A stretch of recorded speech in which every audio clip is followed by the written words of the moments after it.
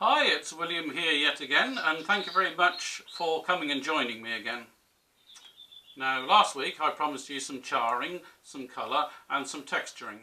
Unfortunately, during some tests I was conducting, my Proxon long neck grinder decided to stop working, so until I can get that fixed, I'll have to belay that project for a little while.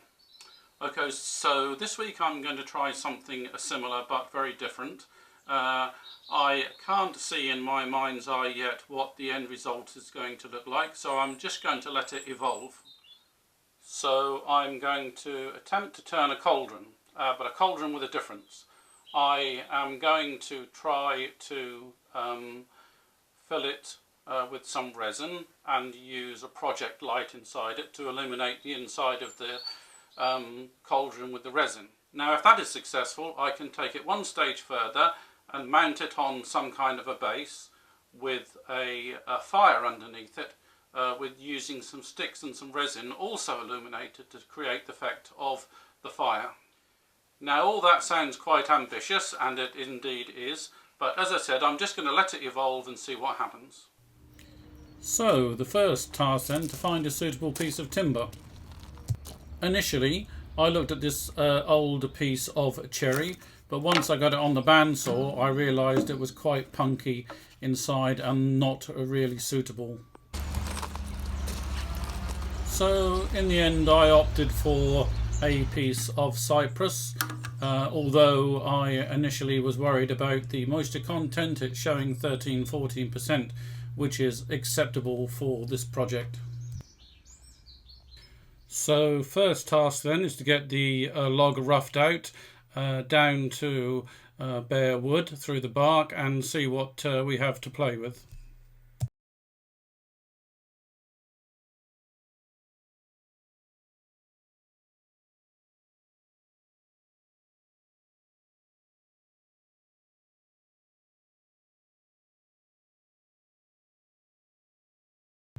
Once I've got it roughed out, I can then just map out the shape of the cauldron, which is almost a sphere, I guess.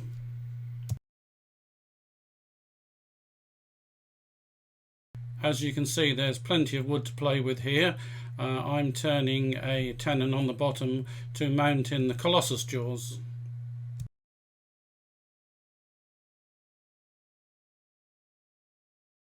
Turning the task over to a spindle gouge, having forgotten at this stage, look, to actually dismount the piece and put it in the colossus jaws.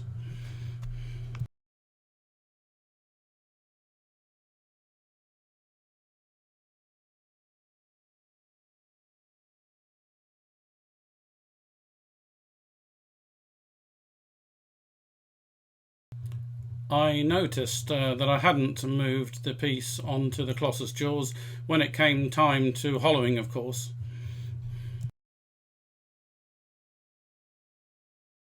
Starting off the process of hollowing here with one of my favourite tools, which is Simon Hope's 6mm mini hollower.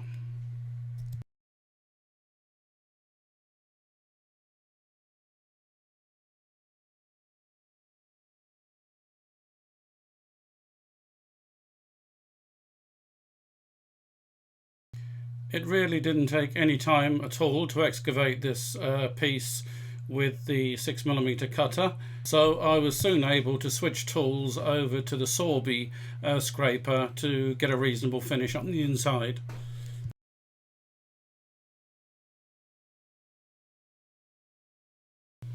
Having achieved the necessary finish on the inside, I have to think about doing a bit of abrasive work now. Having parted off the cauldron, I can now move it across to the button jaws to finish off the base.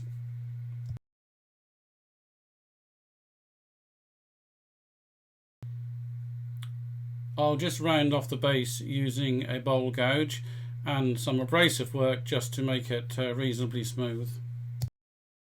As I alluded to before, the cauldron is going to be lying on its side a bit because of a missing foot. So I'm going to mark out the position of 3 feet but only actually make 2. So these 2 feet are simply going to be made from a piece of 10mm dowel, which I'm going to glue in using CA glue.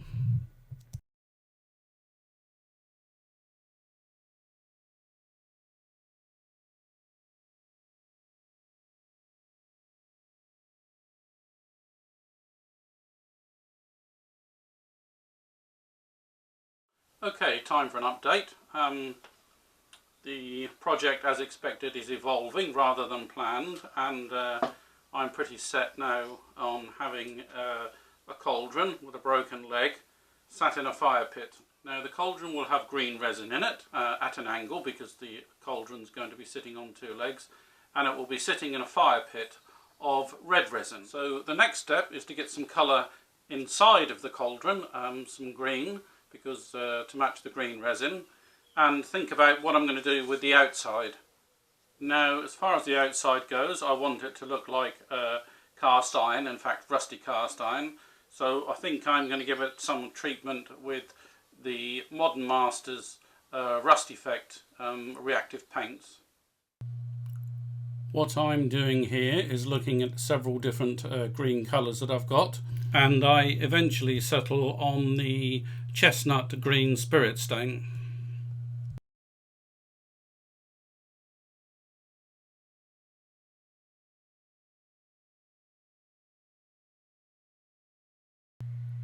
So I give the inside of the cauldron a liberal dousing in this spirit stain, also adding a little bit round the lip to simulate some spillage from the cauldron.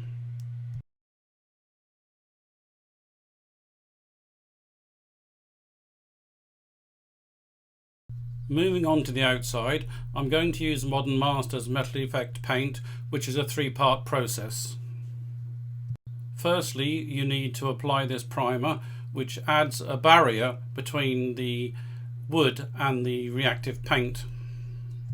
There are several ways you can apply this, but I opt to use a piece of sponge, which is in fact the easiest way for me to apply it.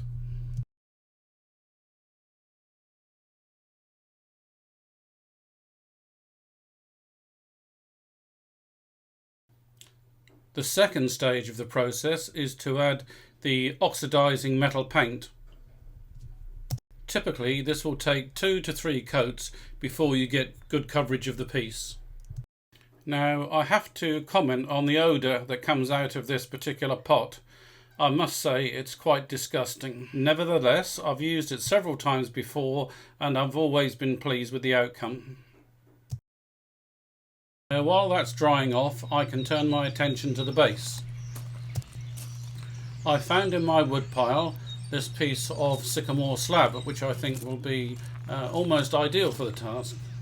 In particular, I see this bulbous part in the middle of the slab as being the most interesting piece of wood there.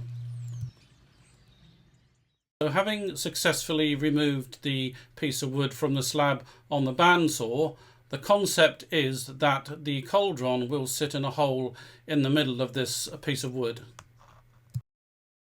Now I'm going to be mounting this on a glue block to turn it on the lathe, and the first thing I want to do is to drill a hole down through the centre. The need for this hole will become apparent in due course. As already mentioned, I'm going to mount this piece on my Mike Walt inspired hex nut glue block. Now the hole in the centre serves 2 purposes. Firstly, it's to insert a stick between the glue block and the wood to make sure they line up when they glue them. And secondly, the hole will be used to insert the LED light, which will optimistically illuminate the resin. Now normally when I use a glue block, I advocate the use of a hot air gun to bring both surfaces of the wood up to temperature. But despite the fact that it's the 3rd week of February, the temperature inside my workshop today is 27 degrees centigrade. So moving on to the hollowing of the base to make the recess where the cauldron will fit, I'm just going to use my Sorby 3/8 bowl gouge until I get the right profile. Now, once I've achieved that, I decided to give the base a generous coat of melamine lacquer to avoid any bits of the bark or the moss or the lichen that's present there from being lost. So then the outside of the cauldron isn't bad. It's going to require a little more work towards the end, but that can wait. In the meantime, I've found some hazel twigs to make the simulated logs.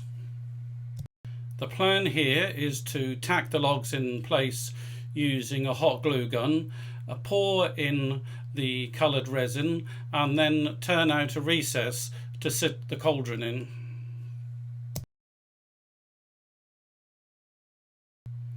Now, once I have the logs tacked into place, I have to turn to the resin. Now, the people that know me know I do not like working with resin. I seem unable to work with it without it getting stuck to everything in sight. As far as colouring it goes, I've decided to use a colour described as orangish red, simply because it's the only one I have.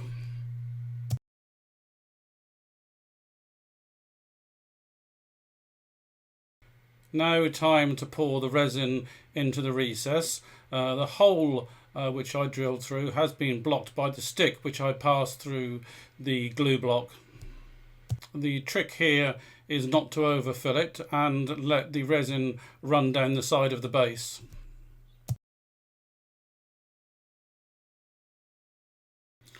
Once I've got the resin in the nooks and crannies and it looks okay, I'm just going to leave it overnight to cure.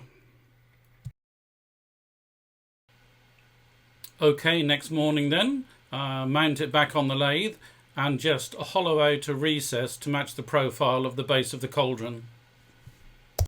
And there's another reason why I don't like turning resin. The horrible mess and the stringy resin shavings that get everywhere. I detest it. While I have the piece still mounted on the lathe, I'm going to drill a 10mm hole right through the base for the LED light to be fitted.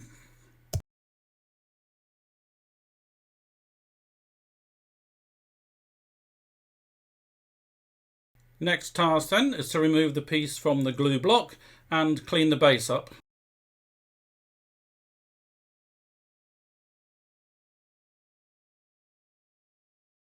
At this stage I'm just going to sand the base because I need to figure out how to get the cable from the mains adapter to the LED. Okay then, the cauldron appears to fit in the recess quite well. We'll need to find exactly where it's going to sit and then make it its permanent location. So here I'm just going to do a test fit for the LED light. More about the LED light for this project and the illuminator for my lathe in next week's video. Now time to mix up some resin for the cauldron. Inevitably I overestimate the amount of resin that's needed, but I consider it's better to have some left over than some not enough and risk having different hues of the colour. Optimistically, these little pots I have with leftover coloured resin in may one day come in useful for other projects. Who knows?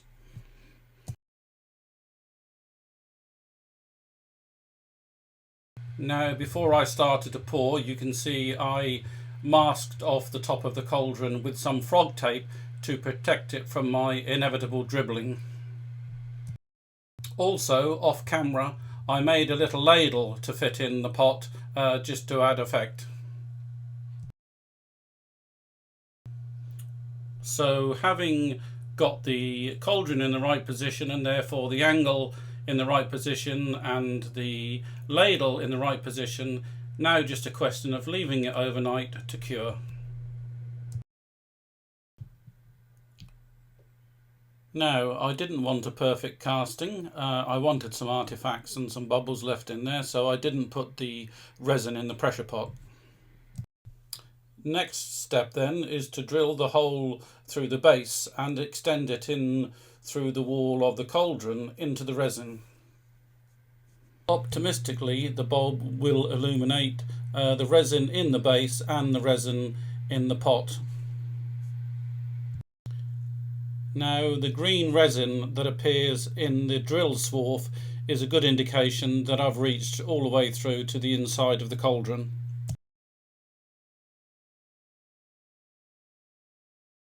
And a quick test run here, inserting the LED light, shows that both the green and the red resin are effectively illuminated. So the final task then is to secure the cable to the LED light. Now, to achieve this, I can make use of this natural feature in the base. I can enlarge the feature in the base to accommodate the wire and cut a new channel between the end of this and the centre to accommodate the rest of the cable. I successfully achieved this with the aid of my Dremel with a spherical cutter.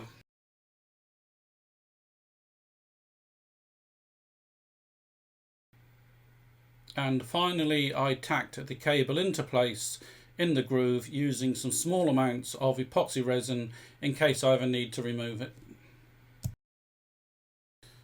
So the reveal then shows the principle works quite well.